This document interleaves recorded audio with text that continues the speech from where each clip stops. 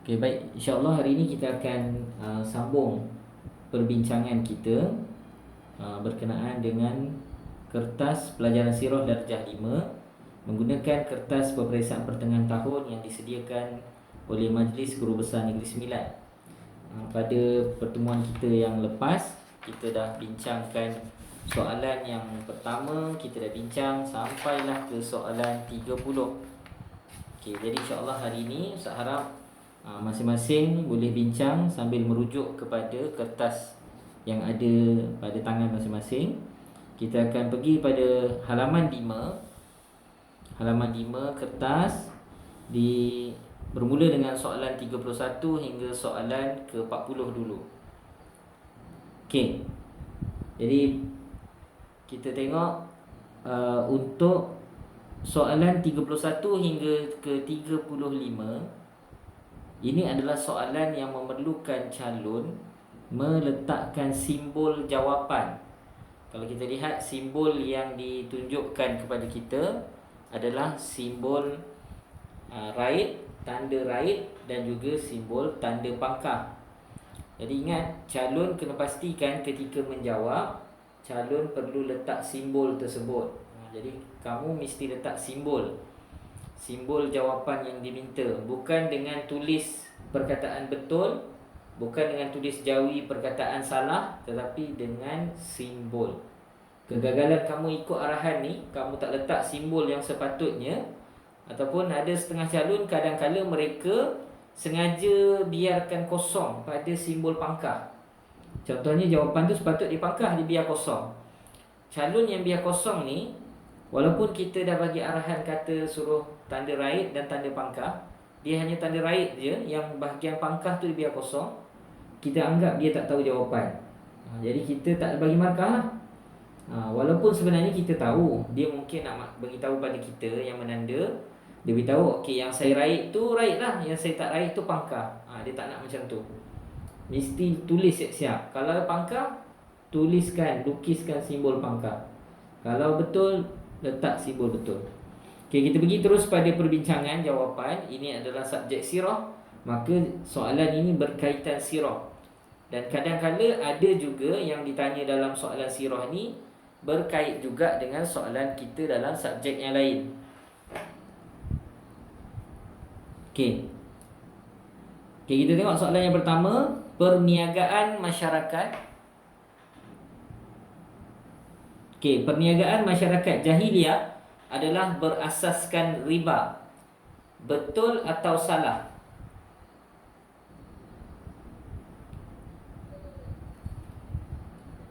Betul atau salah? Ya, tadi ada jawab, lambat sampai suara ni. Okey, jadi jawapannya adalah betul. Jadi jawapannya adalah betul. Jadi kita letakkan simbol right di dalam kotak yang disediakan. Perniagaan masyarakat jahiliah adalah berasaskan riba. Soalan 32. Okey, masyarakat jahiliah, kita pergi soalan 31 tadi. Soalan 31, masyarakat jahiliah perniagaan dia berasaskan riba. Maksudnya, bila datang dakwah Islam, datang dakwah Nabi, tiada lagi riba. Riba dah tak dibenarkan, salah. Riba adalah satu perbuatan yang berdosa. Okey, kita pergi pada soalan 32. Orang Quraisy menawarkan pangkat, harta dan perempuan agar Nabi Muhammad sallallahu alaihi wasallam dapat menghentikan dakwahnya. Betul atau salah? Ya, betul. Inilah yang ditawarkan orang Quraisy kepada Nabi. Dia nak Nabi berhenti daripada berdakwah. Macam-macam cara dia buat kepada Nabi. Antaranya dia ugut, dia takutkan umat Islam, dia sengaja seksa umat Islam dalam pengetahuan Nabi, supaya Nabi rasa tak sanggup teruskan dakwah. Semua yang dia buat tak berjaya. Akhirnya dia cuba tawarkan kepada Nabi dengan takhta, dengan pangkat, dengan harta dan dengan wanita. Ada 3 takhta tu pangkat, harta dan wanita. 3 benda ini ditawarkan kepada Nabi. Pilih mana yang Nabi nak. Kalau Nabi nak, apa saja yang Nabi minta, yang mereka tawarkan ni Nabi setuju terima, maka Nabi juga kena hentikan dakwah Nabi. Ini adalah cara daripada dulu sampai ke sekarang. Apa sahaja benda baik yang kita buat, kadang-kadang akan diuji dengan perkara-perkara ni. Kadang-kadang diuji dengan pangkat, kadang-kadang diuji dengan harta, kadang diuji dengan wanita. Jadi inilah yang berlaku pada zaman dakwah Nabi di Mekah. Mereka ingatkan Nabi berdakwah sebab Nabi nakkan pangkat. Ada yang ingatkan Nabi berdakwah sebab Nabi nak kumpul harta seperti mereka. Ada pula yang ingatkan Nabi sebenarnya buat begini sebab Nabi inginkan diminati ramai perempuan, orang perempuan datang kepada Nabi. Tapi semua ini tidak benar. Dakwah Nabi adalah kerana Allah Subhanahu Wa Taala. Okey. Jadi jawapan 32 tadi betul. Inilah yang ditawarkan kepada Nabi. Tapi Nabi tak terima. Bahkan sampai ke satu tahap mereka pergi ugut depan pakcik Nabi. Mereka kata kepada pakcik Nabi, "Wahai Abu Talib, kalau betul kau nak biarkan Muhammad ni buat apa yang dia suka, jangan terkejut, kami semua ni akan bunuh dia walaupun kau masih hidup lagi." Jadi sampai macam tu mereka menggerunkan pakcik Nabi. Nak bagi pakcik Nabi ni pun rasa cemas.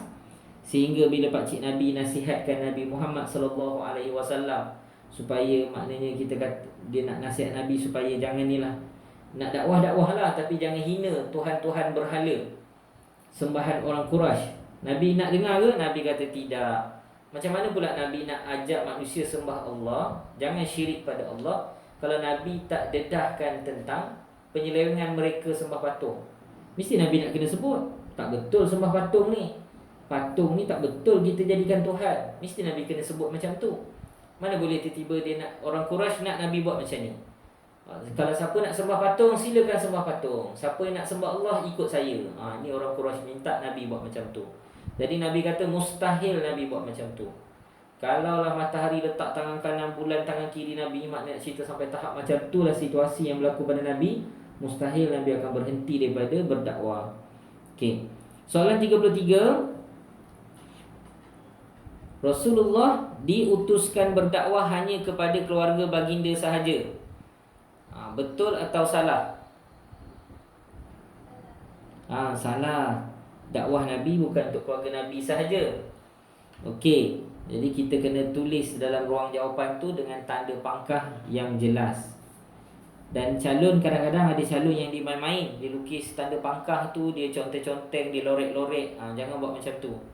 Tanda pangkah je, biasa je. Jangan buat luar biasa pula pangkah tu. Kan dia buat pangkah X-Men lah, pangkah sampai terlajak keluar daripada kotak lah, pangkah ada seni berpusing-pusing pangkahnya. Tak payah. Kan ustaz yang pangkah dahi orang. Jadi jaga jangan main-main dengan jawapan. Okey. Seterusnya, soalan 34. Masyarakat Arab Jahiliyah mempunyai peraturan hidup yang lengkap. Apa maksud peraturan hidup yang lengkap? Maksudnya, hidup dia dah sempurna. Semua benda yang ada dalam kehidupan mereka ni adalah benda yang bagus, yang menjadi contoh teladan. Benda yang kita kata kehidupan yang inilah, yang terpuji lah, yang hebat. Adakah ini yang berlaku pada Arab Jahiliyah? Salah. Mana ada masyarakat Arab Jahiliyah ni? Kita tak kata semua peraturan hidup dia salah. Ada peraturan hidup dia yang betul. Contohnya dia suka tolong-menolong kawan-kawan, baguslah. Tapi ada juga benda yang dia buat ni nampak macam bagus tapi sebenarnya salah. Tak sempurna. Contohnya dia tolong kawan dah bagus, tapi kawan dia buat jahat pun dia tolong juga. Jadi dia macam tak ada beza pula, tolong pada benda baik dan benda buruk. Jadi dalam bab-bab yang macam ni, banyak peraturan hidup mereka yang tidak lengkap, yang tidak sempurna. Jadi masyarakat Arab Jahiliyah, soalan ni, soalan 34, jawapannya pangkah, tanda pangkah. Salah. 35, hijrah membentuk diri seseorang ke arah yang lebih baik. Betul atau salah? Betul. Walaupun hijrah ni datang daripada perkataan yang merujuk pada peristiwa hijrah Nabi daripada Mekah ke Madinah, tetapi hijrah dalam maksud yang lebih luas, maksudnya perubahan daripada satu situasi yang tidak baik kepada situasi yang lebih baik. Jadi jawapannya betul. Okey, ini soalan-soalan yang berbentuk tanda betul atau salah ni, dia soalan yang kita kena baca berulang kali. Soalan yang ada pada kamu sekarang ni sebenarnya mudah ni. Soalan ni mudah.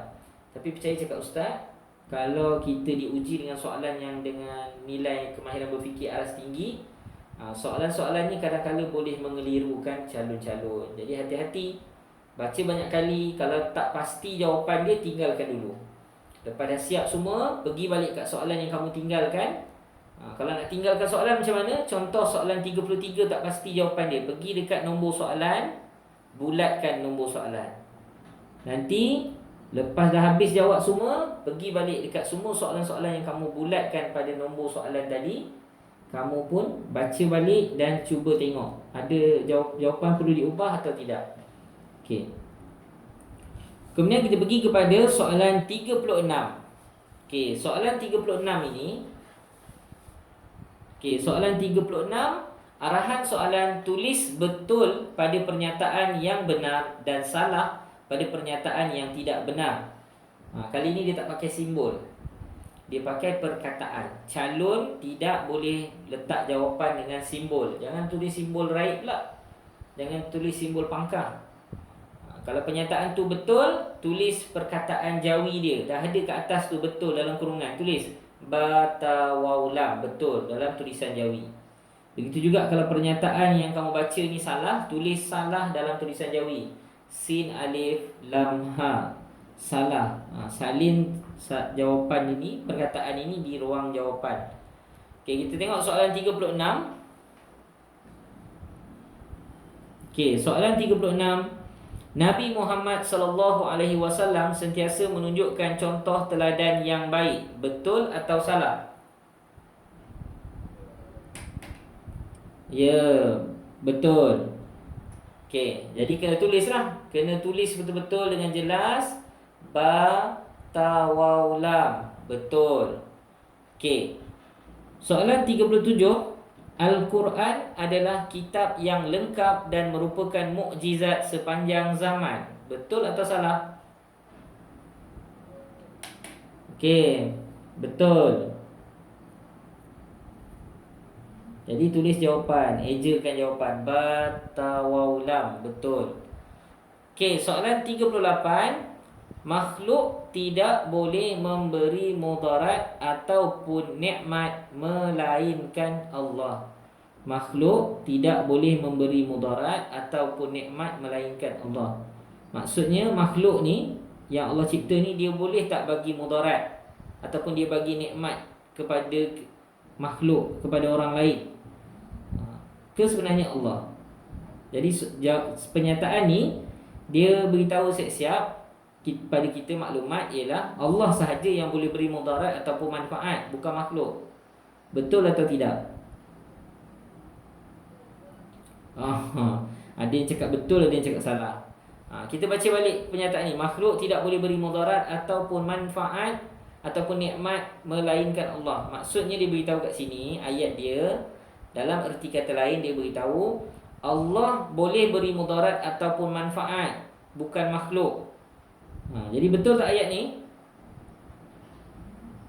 Betul. Ayat ni betul.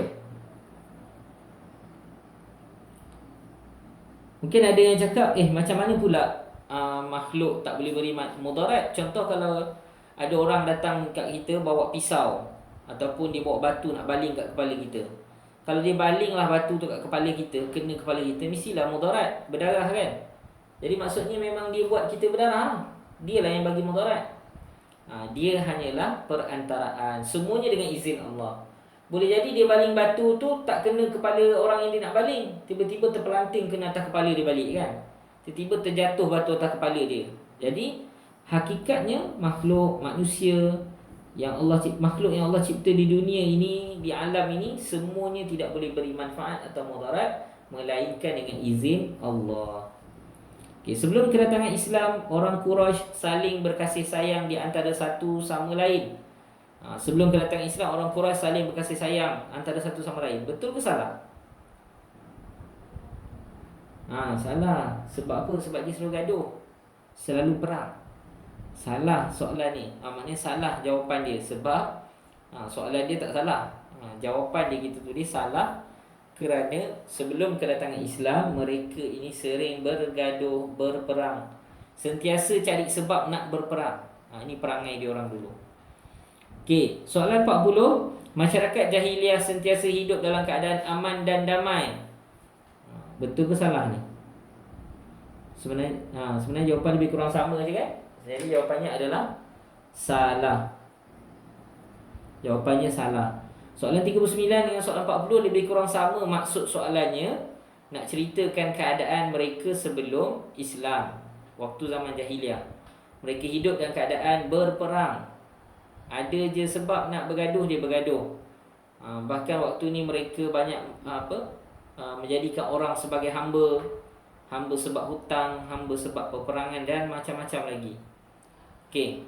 Jadi ini adalah perbincangan kita untuk muka surat